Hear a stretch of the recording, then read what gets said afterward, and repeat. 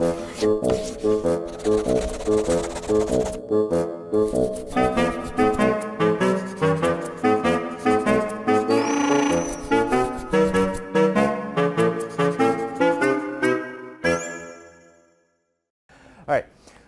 very quickly, we're going to get into different protein functions, and the first topic that we're going to talk about today will be the fibrous protein and some basic structural knowledge of globular proteins. All right. So the different fibrous proteins that we're going to talk about are alpha keratin, fibrin, collagen, elastin. Okay, and for the most part, fibrous proteins are essentially proteins that give you structural purposes. These are not enzymes. They make structures, okay? They give you structural support, okay?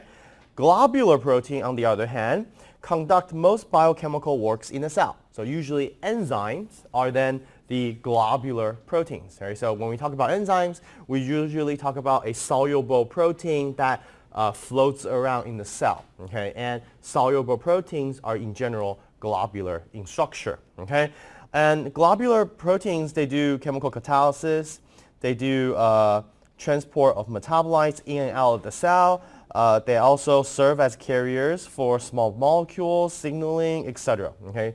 Globular proteins actually account for a large majority of the different proteins that we have, okay? But today's focus, we really want to discuss about the fibrous proteins, right? So this is probably my only discussion for structural proteins for you guys, right?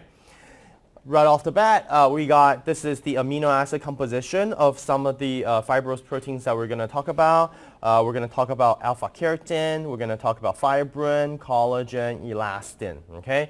And immediately what you see is that for structural proteins, they have very specific preference for selected types of amino acids. For example, you see a lot of serines, glutamine and glutamate and cysteine for alpha keratin, but in fibrin, what you see is that you see a lot, almost 50% of glycine, okay? And you see a huge amount of alanine and serine, okay? So we'll see today that for fibrin, okay, which are the proteins that make you silk, okay? So for those of you guys don't know this, silk, like silk for making your clothes, it's a type of protein, okay? So silk is actually a protein polymer or protein material, right? And silk is primarily made out of fibrin sheets, and we'll see that today. Collagen has a large amount of glycine and proline, and we'll see what that represent. And we also got elastin, and we'll see that in just a minute, okay? Now, we start with alpha keratin. Alpha keratins are the major proteins of hair and fingernails, okay? So things that give you some hard structures, okay? Like your hair is relatively hard, supposedly, okay? Your nails, definitely hard, okay? So they give you strength in these material, in these body parts, okay? And they comprise a major fraction of animal skin. Your skin also has a lot of alpha keratins, okay? The alpha keratins are members of a broad group of what we call intermediate filament proteins, okay, which play important roles in the nuclei, cytoplasm, and surface of many cell types. So they sort of provide a cellular structure, okay, so this alpha keratin type of protein, all right? Alpha keratins predominantly in alpha helical structures, okay, so alpha keratins, that's why it's actually called alpha keratin, okay? So it's very easy to remember. Alpha keratins, they are predominantly in alpha helical structure. So alpha helix, alpha keratin, okay? And it's built on a coil alpha helical structure. I'll show you what that means, all right? So essentially what it is, okay, so one of this is a alpha keratin protein, okay? That's one of them. And in the alpha keratin protein, you have a alpha helical domain. So that's like an alpha helix right there. That's an alpha helix. And then attached to the end, you have a globular domain. Okay, so this is one monomer of alpha keratin. Cool? And this alpha keratin, after it's made, it's going to first associate with each other, and then you're going to form a dimer. Okay, so this would be a dimer. Okay? And essentially, the dimers are formed by cooling of the two alpha helical structures. So alpha helix is a helix, yes, right? But then you have two alpha helix, and then they sort of coil on each other. Okay, so it's like you taking two thread, okay, two thread, and then you start cooling and cooling and cooling, and then they wind on each other. Okay, so that's the dimer, right? And then when you have multiple of these alpha keratin dimers together, you then can form this proto filament. And then when you form this proto filament, you start to have a structure, a larger structure. Okay, so you have dimer, and then associated with another dimer on the side. Okay, and this proto filament can then combine again with another, so this is proto filament, and then it can sort of associate with another proto filament, and then they form a protofibril. Okay, so obviously from this picture you can get a good idea of how you make this large structural thing. Okay, you start with a monomer that has alpha helix and then a globular domain. You take two of them together, you wind them together, and then you form the dimer. Okay? After the dimer, all right, then you form protofilament, and essentially you have the globular domains interacting with the end of the alpha helical structures. So they sort of bind with each other, and then you can form protofilament, eventually protofibril. Okay? And then you have a lot of this together that give you strength. Does that make sense? Right? It makes sense, right? So a lot of that can give you the strength that you have in your hair, the strength that you have in your fingernails. Okay? So that's alpha keratins and the function of alpha keratins, right? Moving right along, we have fibrin. Okay? Fibrin is, okay, so we have alpha keratins as the result of a lot of alpha helix. Fibrin is essentially the result of a lot of beta sheets. Okay? So fibrin is a sheet protein. Okay, so immediately it tells you it has a lot of the beta sheet characters. Right? Almost half of its residues are glycine. Okay? Almost half. So 50% of the amino acid composition is glycine. And we saw last time when we talked about secondary structures is that you have a lot of glycines in the beta sheets so that they can form a regular pattern. Okay? Now, we have silkworm fibrin contains long regions of anti-parallel beta sheet. You guys should know why anti-parallel, okay? Because it provides you better strength due to the hydrogen bonding structure, okay? And with the polypeptide chains running parallel to the fiber axis. So you have a bunch of anti-parallel beta sheet, but then together in the fiber axis, it's a parallel structure. Okay? So it's like, so you have anti-parallel sheet. Okay?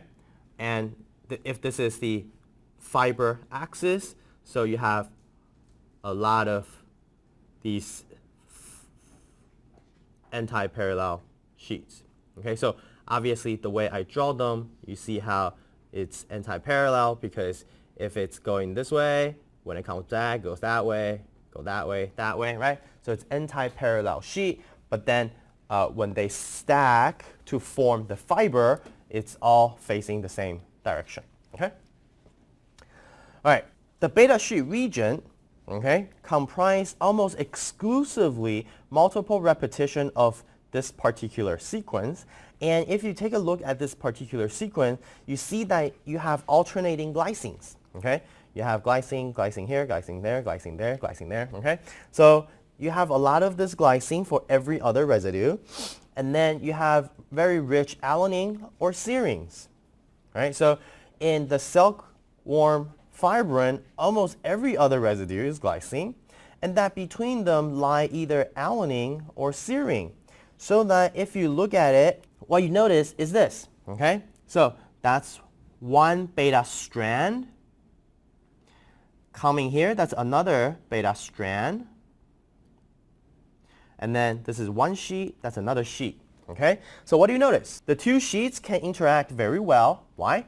Because when this residue point up, you have something that's pointing this direction, okay? So you have a very good spatial lock like this, okay?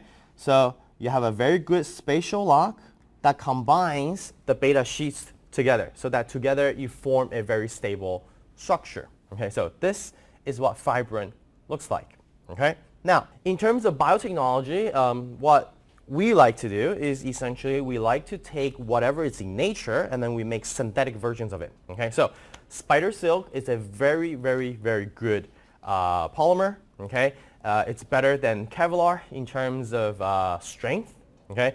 And Kevlar, you guys know, it's the material that you make bulletproof vest, okay? So obviously, what you see is that these guys are spider silk. If you're interested in knowing what MA silk stands for, you can come talk to me. But essentially, MA silk is the main strand of a spider silk, right? You know how like spider web is like it blows out, right?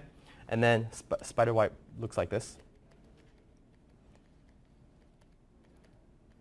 That's a spider web, right? This is the MA, okay? It's the main line. And then the flag are the ones interconnect. Okay, so obviously you have a larger protein structure for the MA silk. If you look at the toughness, okay, so if you look at the toughness, the spider silk have a significant higher toughness, okay, and a significantly higher elasticity, okay, for this particular material compared to something that you wear, such as nylon or carbon fiber, okay, things like that, right? So the reason why I'm bringing this up is because as bioengineers or biotechnology major, obviously people like to, you know, produce these things on a large scale. So this has been done, all right, spider silk has been done, even though it hasn't been completely commercialized yet, but there are a lot of groups out there, either academia or in the industry, they're interested in producing spider silk proteins using recombinant E. coli, for example, and then they produce that to sort of serve as a next generation cheap material for making your clothes, okay? Now, very briefly, this is how it can be done, all right? All you gotta do is take the spider silk protein, get the gene fragment out of that, and then you put it into a expression vector that you can put into E. coli. For those of you guys that are maybe interested about how you construct synthetic vectors for genetic expression, you'll learn a lot about them when you get to molecular biology. But you know, for now, just hear me out, okay? So you can get the gene responsible for making the spider silk protein. You make many copies of that gene, okay?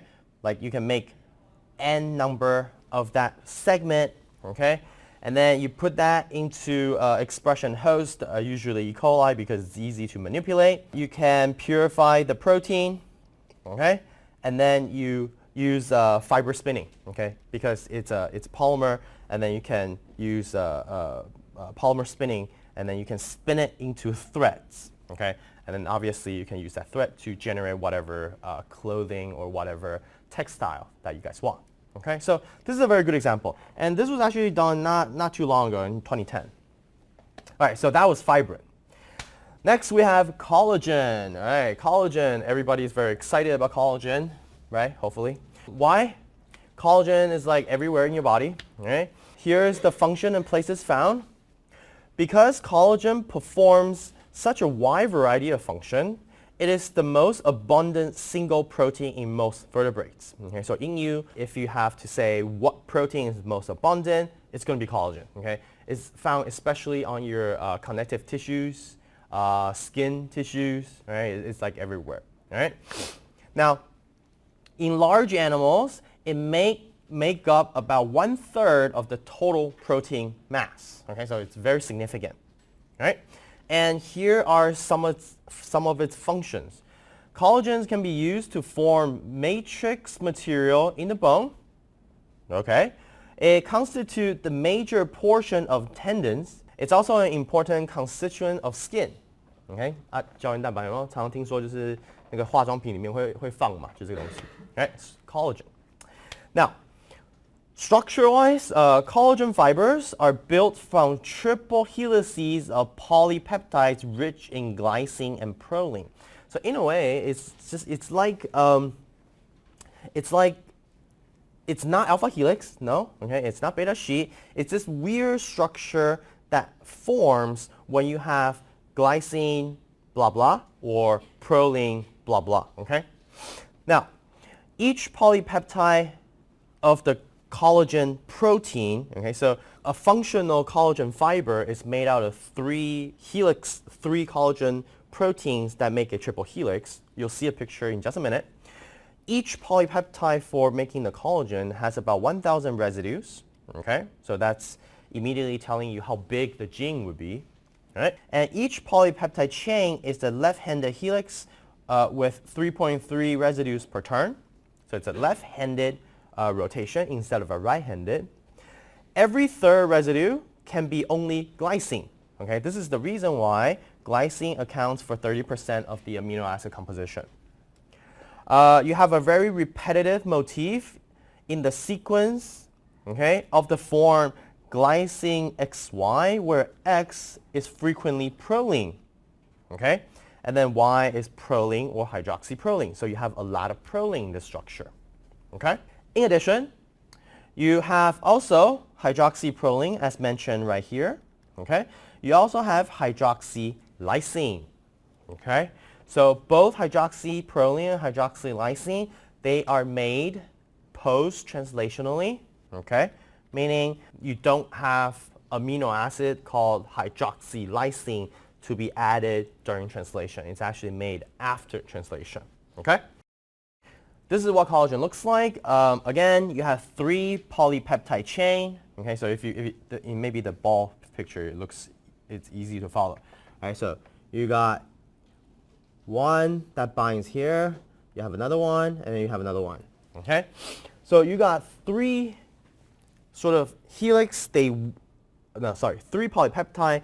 They twist together, and then they form this collagen fiber, okay? And obviously you have domains that connect them together, okay? So it's not a single large protein that runs on forever.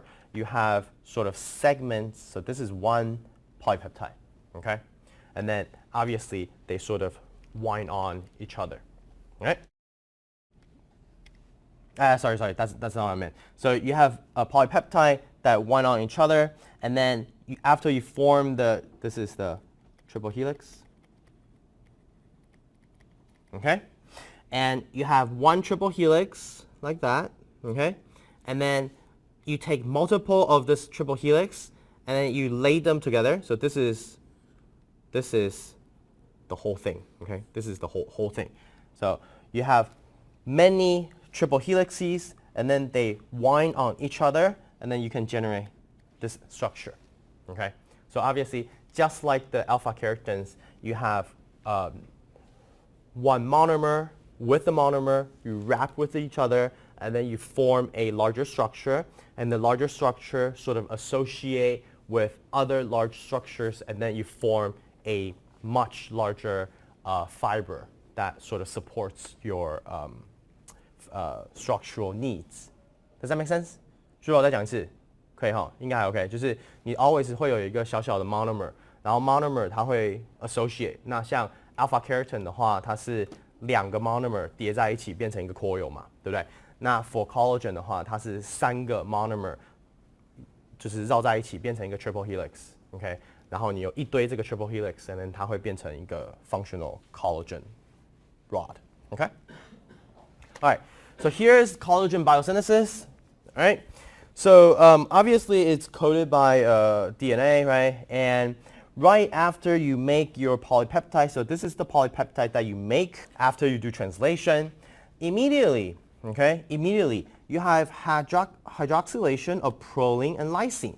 Okay, so while your protein is getting made, you start adding OHs. Okay, so this is the hydroxylation.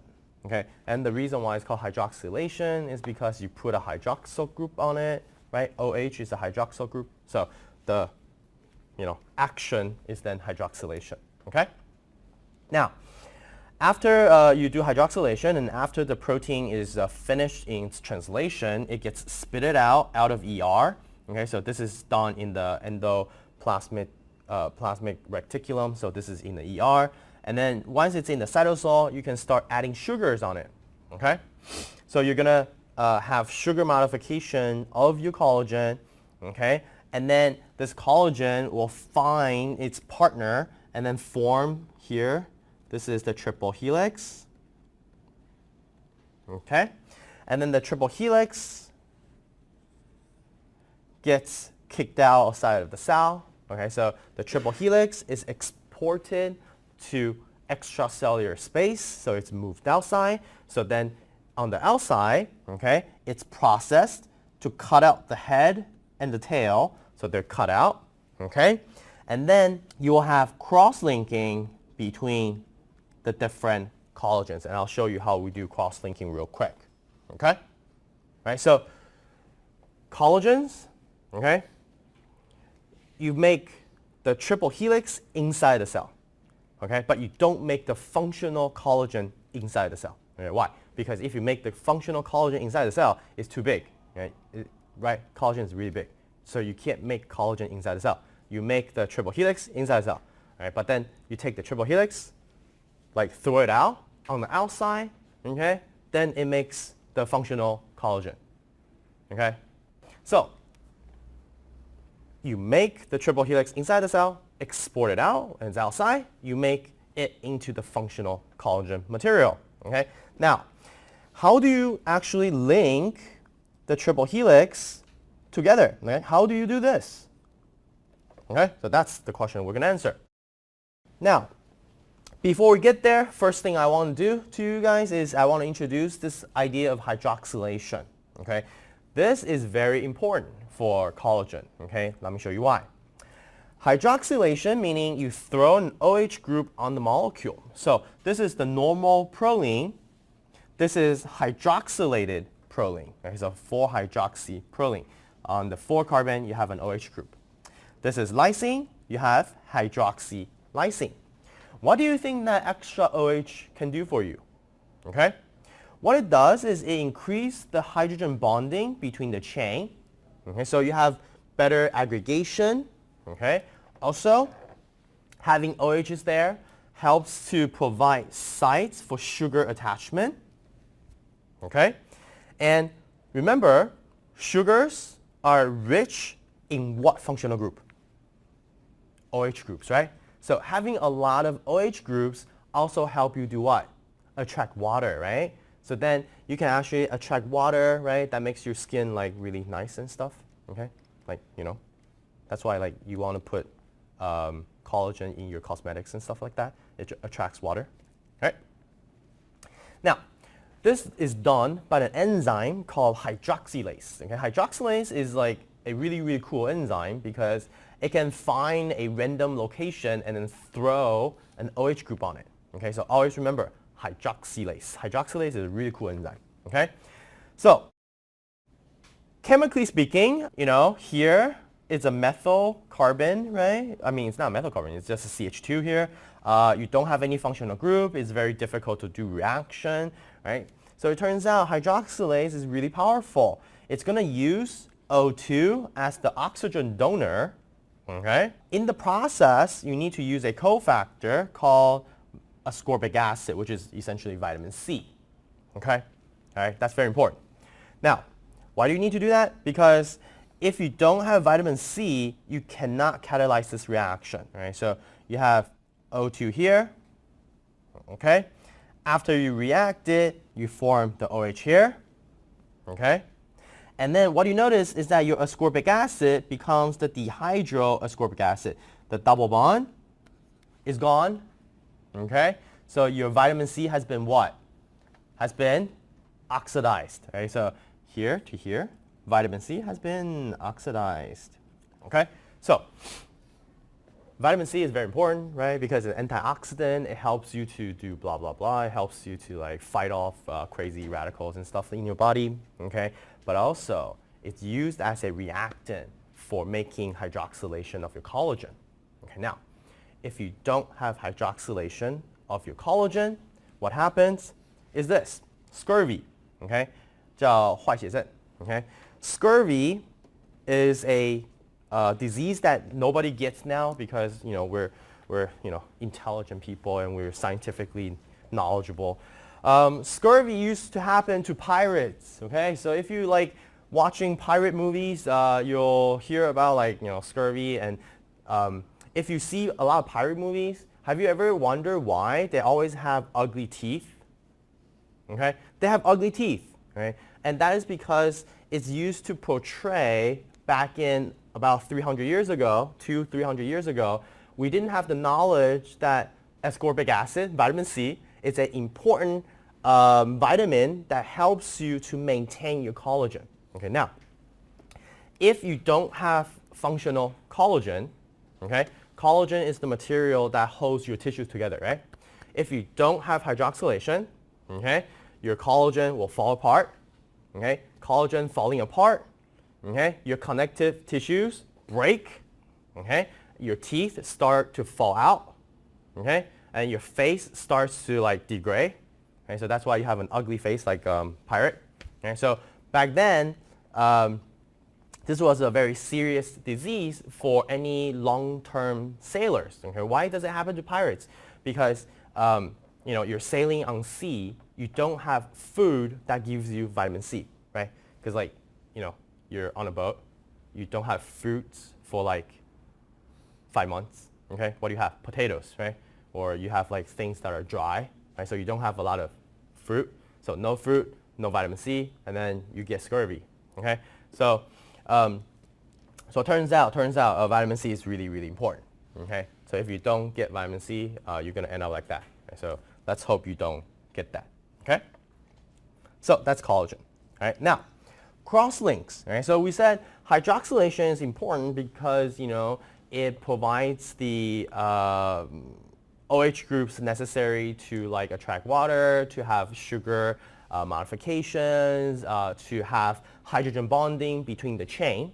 Okay? What collagen also has to do, in addition to hydrogen bonding, is they also have to have chemical covalent bonds. Okay? So you actually need to cross-link the collagens. How do you do that? Okay?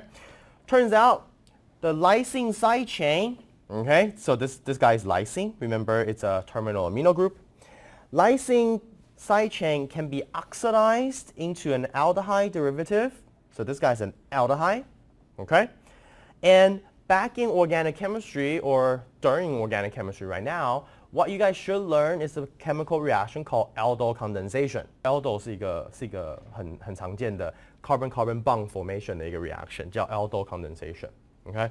Now, you take two aldehydes and then you do an aldol reaction, okay? Then you physically link, so this is one collagen, that's another collagen, and then you physically link them together. This is called cross-link, okay? You physically or chemically bind them together, okay? So this is a cross-link. Now, turns out, okay? Cross-link process continues throughout life, okay? The enzyme doesn't really stop, okay? You always get cross-linking. Actually, this doesn't even have to be an enzyme catalyzed reaction because oxidation happens how? O2 嘛, okay? 那个 molecular oxygen, right? O2 is a strong oxidizer, right? So O2 can oxidize stuff, right? So this always happens, okay? So it happens, right? So as time goes on, right, you have excessive like cross-link, you have over cross-linking, so then your collagen become very stiff, right? So your collagen is very linked and then it becomes very brittle, right? If it's very brittle, it means that your skin doesn't really attract water anymore, okay? It makes you look old, right? So this is one of the phenotype of aging. Okay? So this is why that a lot of the cosmetics, okay, like for the female population out there. Obviously, you guys are too young right now, but when you get older, like 5 years from now, I'm just kidding, okay. When you get older, you're going to start doing like, not cosmetics, like 保养啦, okay? You're going to put stuff on your face, okay? A lot of those ingredients will have antioxidants, okay? So have you ever wondered why do you need to have antioxidants, okay?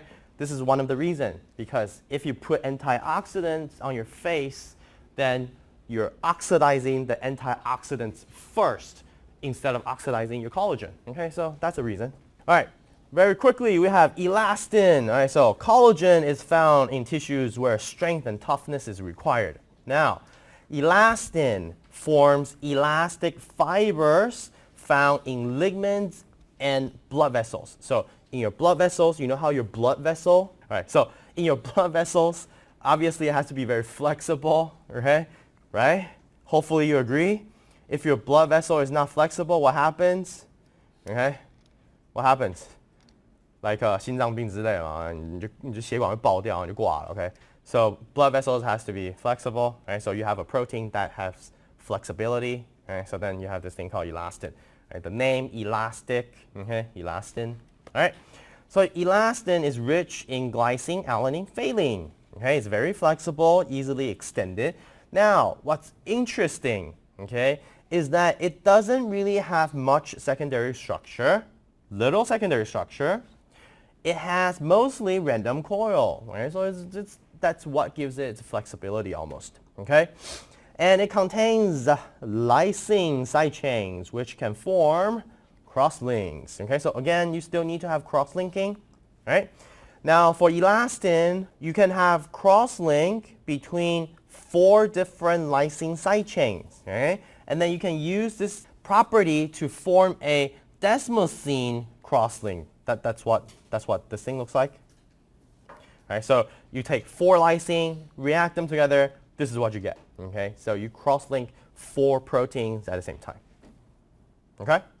Now, notice only small amounts of this cross-link is necessary because, again, if you cross-link too much, then the material becomes brittle and then you got problems, all right?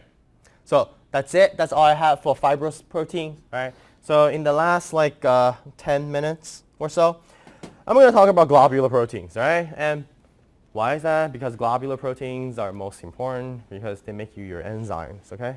So structural proteins are interesting, yes, but you know, essentially they form a structure and that's it, okay? They're cool, don't get me wrong, you know, I'm not like biased, okay? But, you know, that's that.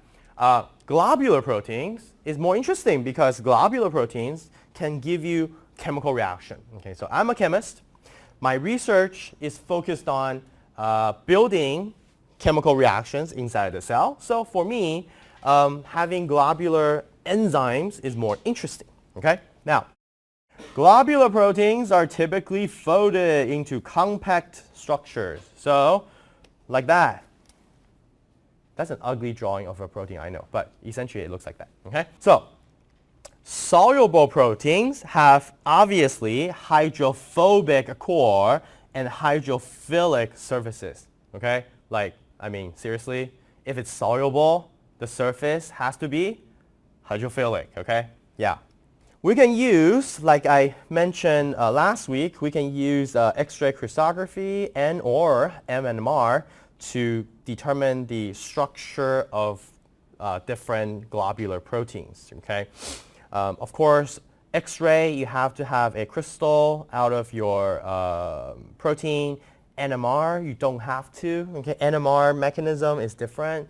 You don't have to have a crystal, which you should, because like protein structures, if you know how to manipulate and how to get different protein structures, you can do a lot of magical things, okay?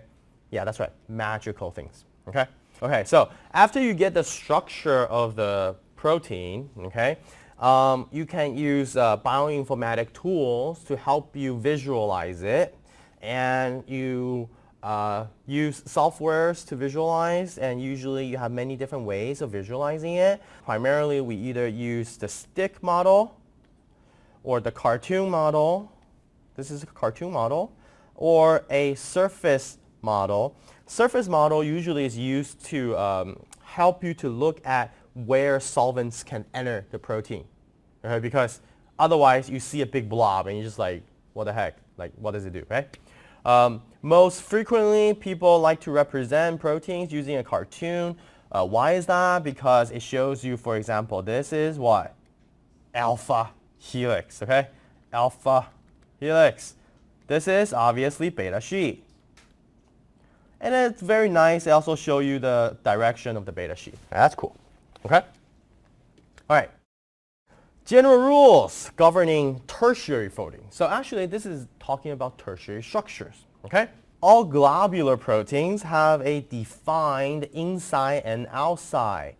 Why? Because otherwise it's like flipping inside and out. That doesn't make sense, okay? So globular proteins always have inside and outside, okay? If it's a soluble protein, then outside will be hydrophilic, inside hydrophobic. Simple, okay? Now, there is no particular distribution pattern of hydrophobic versus hydrophilic residues in the primary structure. Okay, so this is a knowledge that you guys should know. It is difficult, okay, if I give you a peptide primary sequence. I just give you the sequence. It's very difficult for you to analyze where is the hydrophobic, where is the hydrophilic, well, where is the alpha helix, where is the beta sheet. It's difficult to do. Okay, but if you have bioinformatics software, it's very easy. But just you as a person, you cannot possibly immediately be like, okay, that's an alpha helix. You can't. Okay, it's hard, unless you're like, super amazing. But I don't think you are. Okay. Now, the tertiary structure folding causes hydrophobic residues to be packed mostly on the inside. Here's a question for you. Why? Why is it that hydrophobic residues will be inside? Hydrophobic effect, okay? Because proteins are found where? Like inside the cell, right? And inside the cell is made out of water, right? Yeah, maybe, okay? So cell is mostly water, right? So if you have hydrophobic residues, obviously it's going to be on the inside of your protein. Yeah, I know, it's science, right? It's really cool. All right. Hydrophilic residues are usually on the surface in contact with the water, okay? Now, core of globular protein are dense in alpha helices and beta sheets, okay? Why? Because of their regular and extensive hydrogen bonding with each other, neutralizes the highly polar characteristics of the peptide, okay? So because even though you have hydrophobic R groups, but your peptides, okay, is in general still polar because you can still have what? You can still have this carbonyl, right? So this is partial negative, partial positive. You can still have amino groups, which is partial negative, partial positive, right? So even on the amino acid backbone, you still have polar effects, okay? Now, we just said inside of the protein is hydrophobic, okay? So you want to have secondary structures to sort of cancel the, not cancel, but you sort of satisfy the partial positives and partial negatives of the atoms. Does that make sense? 就是因为你的 peptide 上面还是会有那个 CO 跟那个 NH 嘛，那它们都会有 partial positive 跟 partial negative， 对不对？那就算你的 R group 都是就是 hydrophobic 的，但是因为你还是有那些东西，所以你的 backbone 上还是会带一些 polar 的 characteristic。OK， 那如果说我们又想要把这些 regions 塞在一个 enzyme 的核心里面，那你要尽量的满足它 polar 的 demand。那怎么满足？就是用 hydrogen bond 去 satisfy 它。那 hydrogen bond 呢，什么地方最多？就是当你出现很 regular 的这种 alpha helix 跟 beta sheet 的时候，你会有非常非常 regular 的这个 hydrogen bonding， 所以它们就会被就是 satisfy。Okay? All right. Sheets are usually twisted or wrapped in barrel structures. Okay? So sheets is not just like that. It's not a flat sheet, okay? Usually sheets will be somewhat like twisted, okay, twisted, such that they can be twisted into a barrel. Barrel 就是桶状的, okay? So barrel, yeah, it's like a cylinder, okay? It's like that. So having beta sheets, because like a lot of times we hear beta sheet, it sounds like a flat thing, right? But turns out it's not, because flat sheet, you can have a lot of flat sheets, and then together they form a little barrel structure, okay? All right, so that's that. All right, now, for globular proteins, we have this thing called domains, all right? So let's go through this real quick. Given the protein's secondary structures, there could seem to be almost infinite ways that protein could fold. Okay. However, given the hundreds of thousands of structures that we currently have, we do observe some common motif and principles for these tertiary structures. Okay, so even though you can have thousands and hundreds of thousands of different beta sheet, alpha helix, coming together, turns out, okay, through evolution, okay, we have very conserved domains. Okay, so many proteins are made out of more than one domain. Okay, so you can have multiple domains on an enzyme. Okay, and by definition, a domain is nothing more than just a compact, locally folded region of tertiary structure. Okay, so you have maybe 5 alpha helix and 2 beta sheet coming together, and then that is what we call a domain. Okay? It has a very specific and defined structure. That's called a domain. Okay? I'm not going to make you memorize the different domains because I don't even know the different domains. I don't even care. Right? So really, I just want you to know how the domains are categorized. Okay? So they're categorized based on this very simple thing called Cath, C-A-T-H. We call them class, architecture, topology, and homologous superfamily. Okay? So let's take a look at the picture on the right here. So class. We first separate them very stupidly. We call them mainly alpha, meaning mainly alpha helix, mainly beta, meaning mainly beta sheets. Okay, so is this structure mostly alpha or mostly beta? Okay, or it's alpha plus beta. Okay, or no secondary structures. Okay, so alpha, beta, alpha plus beta, and no alpha, no beta. Okay, so simple, right? Now, after you determine the class that it belongs to, you can break them down into essentially architecture. Okay? Now, architecture have different kinds of architectures. Okay? So you can have like, alpha beta alpha sandwich, alpha beta barrel. Okay, the different names. Right? So if you guys are interested, you can go to the website and check it out. Now, after you select a architecture, you can have different topology. Okay, after different topology, then you can get down to homologous superfamily. And at the homologous superfamily, you know the function of this enzyme. For example, you have NTP hydrolase, okay, or you have NAD or NADP binding. Okay, so the function, okay, the function of this domain is usually described at the homologous superfamily. 懂我意思吗？ Okay? 所以在那个最后那个 H 那个 homologous superfamily 的时候，你大概会知道这个 domain 的 function， 它大概是做什么样子的事情。Okay? Okay, huh? Right? So if you go online, okay, so if you go to this website, okay, this is called the Caf Database. Okay, you click on it and then you can play with it. You can see how there are thousands of different structures, okay?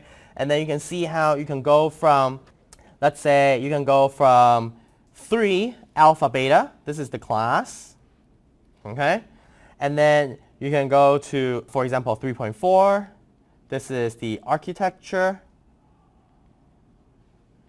okay? And then in the architecture, you can go to topology,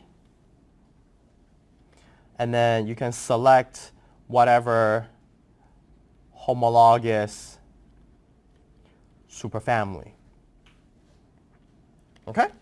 So this is sort of my very brief introduction to soluble, and well, not just soluble, but globular proteins. Okay, so today I just went over fibrous proteins. Okay, there are some very good examples. Right, all of the different fibrous proteins that we talked about, You have it. Okay, I have it too. E. coli doesn't have it. Okay, but you have it. What are these called? Globular proteins. Okay, globular proteins is more important because globular proteins make up your enzymes. Okay, it gives you your chemical reactions. All right, so this is some of the different tertiary structures that you can see. Okay, so for this Caf database, essentially this is the tertiary structure. Okay, so we talked about primary structure being the sequence of the amino acid residues. Secondary structures, we got what? Alpha helix, 310 helix, polyproline helix. Okay, we got the beta sheets. Beta sheets will have parallel, anti-parallel. Okay, so those are the secondary structures. Now this is the tertiary structures. Okay, obviously I'm not going to make you memorize the different tertiary structures, right? Because obviously you can see how there are a lot of different tertiary structures like hot dog full. Okay, you don't have to memorize those, but you just know that I do want you guys to know how the tertiary structures are categorized. Okay, based on what? Okay, right? That's it. That's all I have for today.